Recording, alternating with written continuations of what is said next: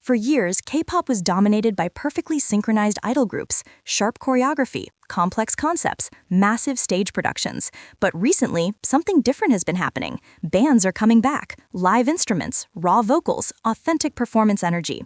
So is this the beginning of a new era? Today, we are diving into what fans are calling Band Boom 2.0 and why Korean bands might be shaping the future of K-pop. To understand what is happening now, we have to look back. In the late 2000s and early 2010s, idol bands were everywhere. Groups like FT Island and CNBLUE dominated charts with emotional rock ballads and catchy pop rock hits. They proved that idols did not need choreography to connect with audiences. Their concerts felt different, more like traditional live music experiences rather than performance showcases. But as performance-focused dance groups began taking over the global stage, bands slowly moved out of the spotlight. So why did that first band boom fade? One major reason was infrastructure. Music shows often forced bands into hand-syncing due to technical limitations with live sound. Over time, this created confusion and even skepticism about authenticity. At the same time, the third generation of K-pop shifted heavily toward performance-driven spectacle. Groups like BTS with songs raised expectations for synchronization and storytelling on stage. At the same time, acts like 17 and EXO pushed choreography complexity and visual precision even further. Performance was no longer just part of K-pop, it became its defining identity.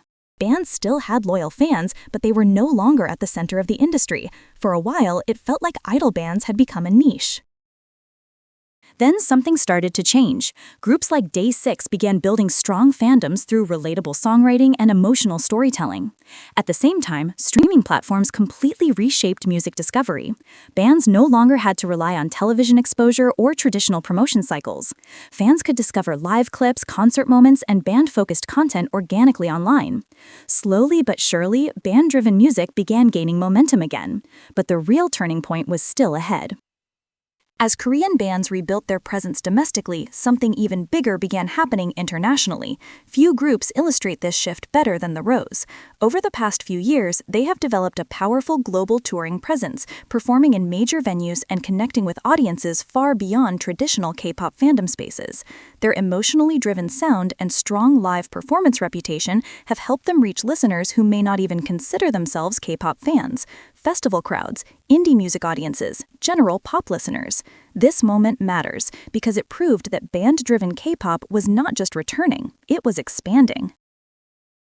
And whenever momentum builds in K-pop, a new generation follows. What makes Band Boom 2.0 especially exciting is that it is not being driven by just one sound or one type of band.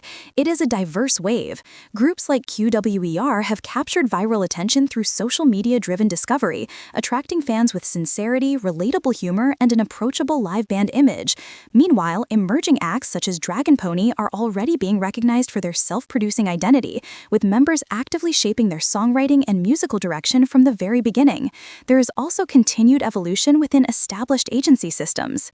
Bands like Xdinary Heroes are experimenting with darker concepts, genre blending, and performance-driven band staging that feels closer to idol groups while still maintaining live instrumentation. And beyond the idol framework, hybrid and indie-leaning bands are gaining visibility as well. Artists such as Lucy are redefining what Korean band music can sound like, incorporating unique instrumentation and emotionally rich arrangements that stand out in a crowded market. Together with globally proven acts like Day6 and The Rose, these newer names suggest that the resurgence is not temporary, it is structural. What once felt like isolated success stories now feels like a growing ecosystem. This new wave feels fundamentally different from the first. Authenticity matters more than ever. Fans value live vocals, instrumental skill, and artistic involvement. Genre diversity is also wider. Modern Korean bands blend rock, pop, punk, electronic elements, and even hip-hop influences. Global audiences are more open, too. Listeners who grew up with Western bands now find Korean bands easier to connect with emotionally and musically. And perhaps most importantly, the industry itself is evolving. As the idol group formula becomes more saturated, companies are experimenting with new formats and identities. Bands are no longer just an alternative, they are becoming a central part of K-pop's next phase. If Band Boom 2.0 continues, we could see major shifts in how K-pop operates, more festival-style performances instead of strictly choreographed stages, greater emphasis on songwriting and musicianship, and possibly a new definition of what an idol even means. Future groups may combine multiple skill sets, members who dance, sing, compose, and play instruments. The line between idol and artist could become increasingly blurred. K-pop has always evolved by reinventing itself, from ballads to dance pop, from local recognition to global domination. Now, live instruments and band identity might be leading the next transformation. So is this just another trend, or are we witnessing the beginning of a true band boom 2.0? Let me know which Korean band you believe will define this era, and subscribe for more deep dives into the future of K-pop.